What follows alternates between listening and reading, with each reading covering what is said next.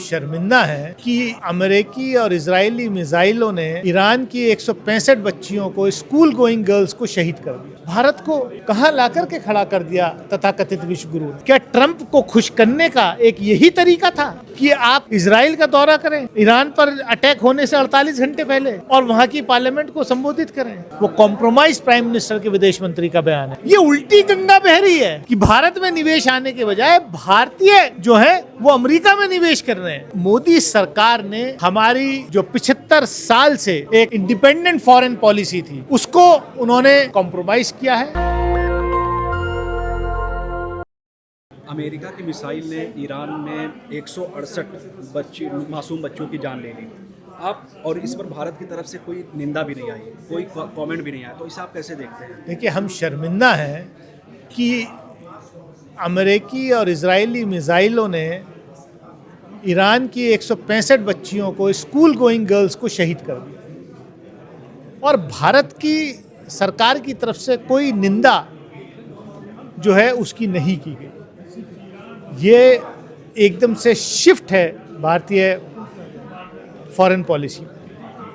हम गांधी के मुल्क के लोग हैं, हम इंसानियत, दुनिया को हमने इंसानियत सिखाई है। दुनिया के लीडर्स ने गांधी को, भारत को फॉलो किया है, चाहे वो नेल्सन मंडेला हो, चाहे मार्टिन लूथर किंग जूनियर हो। इन लोगों ने गांधी को फॉलो किया।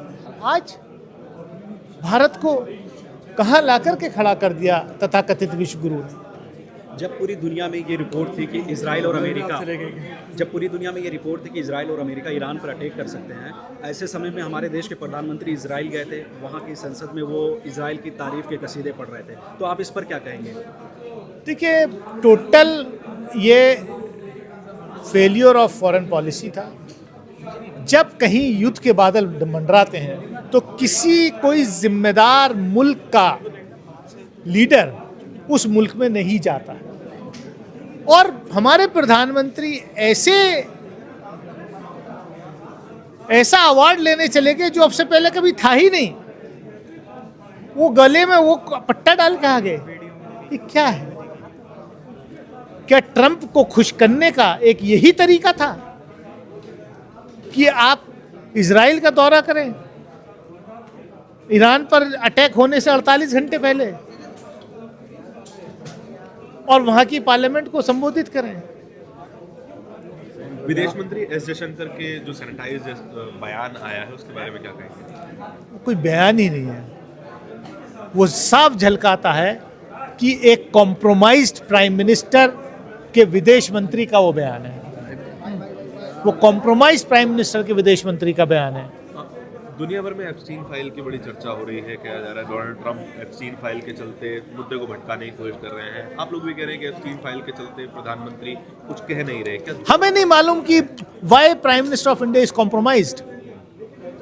ट्रंप बार बार कहते हैं। ट्रंप ने यहां तक कह दिया कि मैं चाहूं तो Modi is my good friend but I can destroy his political career. आखिर क्या है? और क्या इसीलिए आप हिंदुस्तान की में तो एलपीजी और तेल की किल्लत है, लेकिन भारत का बहुत बड़ा इंडस्ट्रियल हाउस रिलायंस जो है वो अमेरिका में $300 बिलियन का इन्वेस्टमेंट करके दुनिया की सबसे बड़ी रिफाइनरी तैयार करेगा। ये उल्टी गंगा बह रही है कि भारत में निवेश आने के बजाय भारतीय जो है वो अमेरिका में निवेश कर रहे हैं।